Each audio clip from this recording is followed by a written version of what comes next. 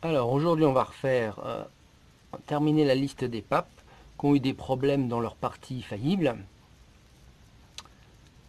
Donc Libère, pape en 352, 30, 36e pape. Donc lui, il a eu un problème avec l'hérésie arianiste pour faire plaisir à l'empereur Constance II. Pendant un moment, il a été arien et après la mort de l'empereur, il s'est rétracté. Il est redevenu catholique. Donc l'arianisme, je vous mettrai la définition de ce que c'est que cette hérésie. Bon, c'est pas le sujet de la vidéo.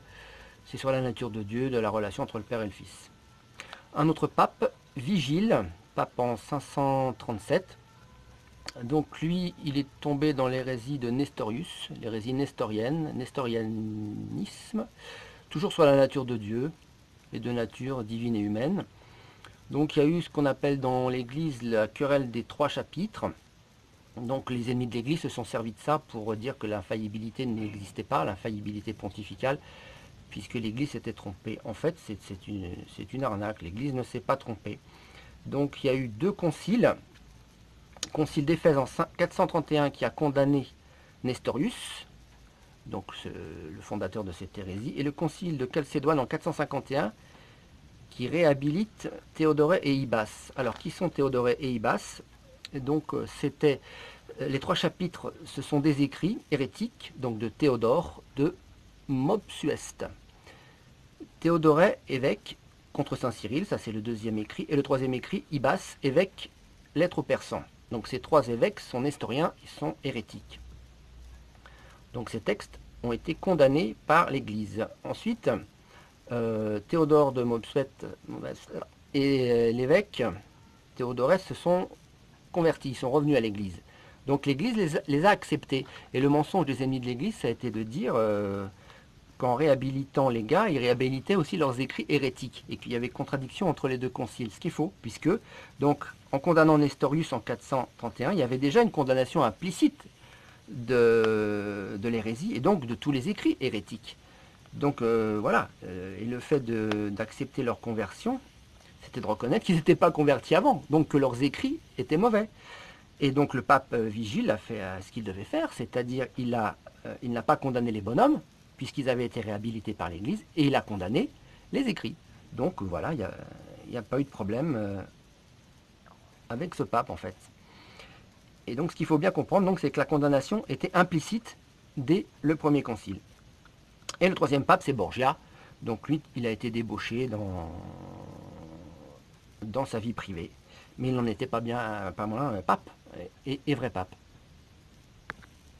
Donc je récapitule tous les papes qu'on a étudiés, qui ont eu un problème dans leur partie faillible, ce qui ne touche pas l'infaillibilité pontificale. Donc je vous remettrai dans le lien la définition de l'infaillibilité pontificale.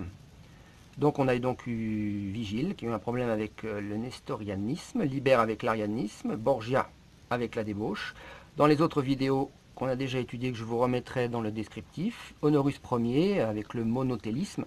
Donc lui et ses successeurs l'ont condamné pour cette hérésie. Donc c'est des lettres qu'il avait écrites, donc partie faillible. Et il a été condamné par le concile de Chalcédoine. Donc là c'est pareil, c'était aussi pour faire plaisir à l'empereur Héraclius. Pendant un moment, le pape a prêché cette chose-là. Il y a donc aussi eu Jean 22. Lui, c'était l'hérésie de la vision béatifique juste après les morts. Je vous mettrai la définition, enfin vous l'aurez dans le descriptif de vidéo. Et il a fait une lettre de rétractation à la veille de sa mort. Alors pour lui, j'ai un petit doute. Est-ce que c'est dans le magistère ordinaire ou dans son privé? Parce qu'il paraît qu'il aurait dit avant de mourir qu'il n'avait pas engagé son autorité de pape. Donc ça aurait été dans le privé, mais enfin, je sais pas. C'est quand même, enfin de toute façon, c'est dans sa partie faillible. Et Benoît XIII et Grégoire XII. Ça, c'est l'époque où il y avait les trois papes. Donc eux, ils ont été condamnés pour hérésie parce qu'ils présentaient de l'Église une image bicéphale avec deux papes. Donc il y en a un qui a démissionné et l'autre qui a été déclaré antipape. Voilà. Donc en tout, Borgia compris, ça fait 7 papes sur lesquels il y a eu des problèmes. Ce qui n'est pas beaucoup sur toute l'histoire de l'Église, puisqu'il y a eu dans 260 papes. mais ça a existé. Donc je vous remettrai, parce qu'on doit bien se poser la question, qu'est-ce que c'est que l'infaillibilité pontificale, hein?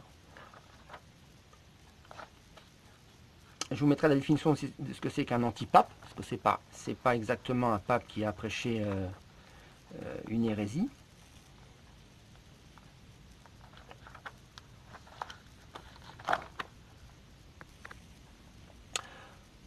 Donc tout ça, c'est pour tous ces papes que j'ai cités, c'est comme Saint Pierre, donc le tout premier, qui donc le pape est infaillible dans ce qu'il dit, mais pas dans ce qu'il fait. Le pape Saint Pierre, le premier, était infaillible dans ce qu'il a dit dogmatiquement, mais pas dans ce qu'il a fait, puisqu'il a judaïsé, il a été repris par Saint Paul.